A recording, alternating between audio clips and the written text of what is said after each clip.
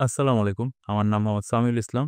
আমি কোডারবিট থেকে বলছি। তো আজকে আমরা দেখব কিভাবে আপনারা কোডারবিটের ই-কমার্স এপিআই ব্যবহার করতে পারেন। তো চলুন শুরু করা যাক। সো সবার আগে আপনাদের ভিজিট করতে হবে coderbit.com অ্যান্ড দেন করতে হবে রেজিস্টার। সো এখানে আপনারা আপনাদের ফুল নেম দিবেন, দেন ইমেইল আর পাসওয়ার্ড দিয়ে রেজিস্টার করবেন। তো আমি অলরেডি রেজিস্টার করে ফেলছি। সো আমি ডিরেক্ট লগইন করব। সো আমি আমার ইমেইল আর পাসওয়ার্ড দিয়ে লগইন করলাম। দেন আপনাদের কাছে এরকম একটা ড্যাশবোর্ড চলে আসবে। দেন আপনারা কি করবেন? ক্রিয়েট নিউ অ্যাপ এখানে ক্লিক করবেন। ক্লিক করার পরে আপনাদের কাছে এরকম একটা ফর্ম চলে আসবে। ফর্মে আপনারা লিখবেন আপনাদের অ্যাপের নেম, দেন আপনারা চাইলে ডোমেইনের নাম দিতে পারেন। দেন আপনারা আপনাদের পছন্দ মতো প্যাকেজ সিলেক্ট করবেন। দেন আপনি এখান থেকে ই-কমার্স সিলেক্ট করে সাবমিট করে দেবেন। ওকে, সো আমাদের অ্যাপ ক্রিয়েট হয়ে গেছে। আর আপনার একটা অ্যাপ আইডিও পেয়ে গেছি।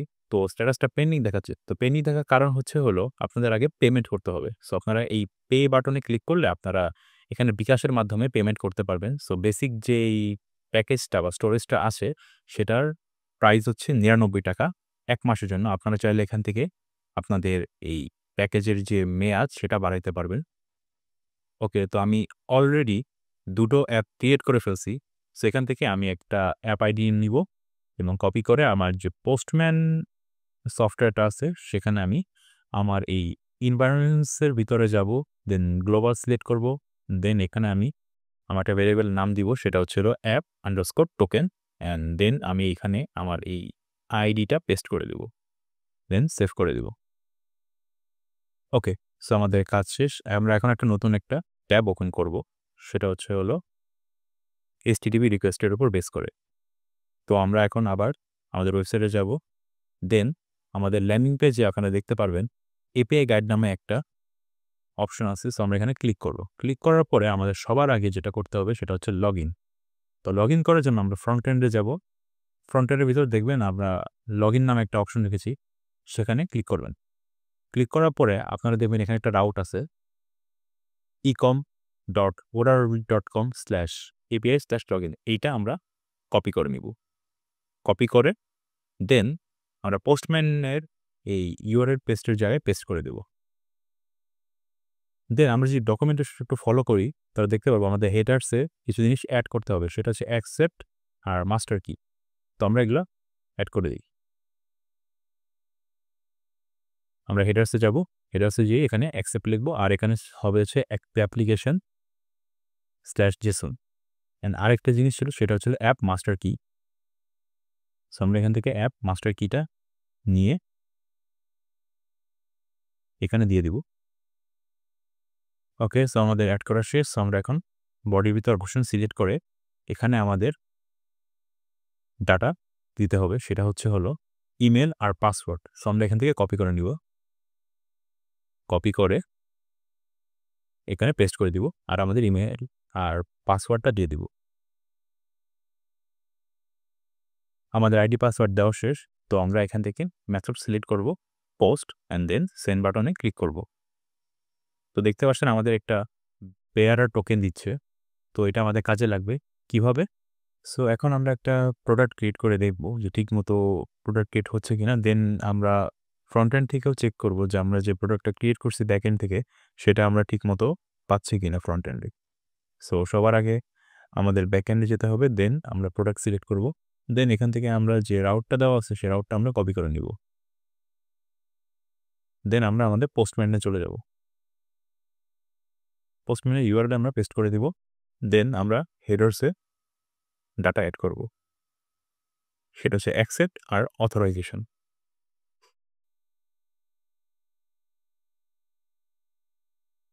হেডার এড করা শেষ। সো আমরা দেখব যে আমরা ঠিকমতো ডাটা গেট করতে পারছি কিনা ব্যাক এন্ডের। সো সেন্ড বাটনে ক্লিক করলাম অ্যান্ড আমরা দেখতে পাচ্ছি হ্যাঁ, আমরা পেজ ইনফরমেশন সহ আমাদের ডাটাগুলো আসতেছে।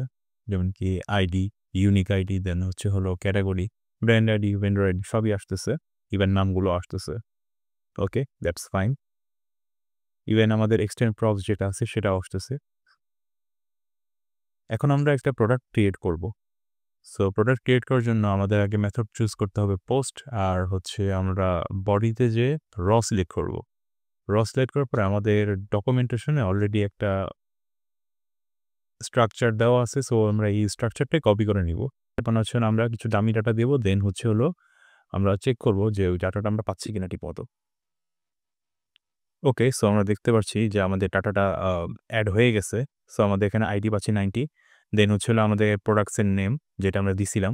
আপনারা দেখতে পারবেন এই যে ওয়ালটন ইজ 13, দেন হচ্ছে হলো আমাদের ডেসক্রিপশন নিউ জেকা ফোন, দেন হ্যাঁ আসতেছে টেক্সট যেটা আমরা অ্যাড করছিলাম ডেসক্রিপশনে, দেন হচ্ছে হলো আমাদের কালার, দেন সবই আসতেছে, সবগুলো ম্যাচ করতেছে। সো এখন আমরা দেখব যে আমরা এটা ফ্রন্ট এন্ড থেকে হচ্ছে হলো গেট করতে পারি কিনা।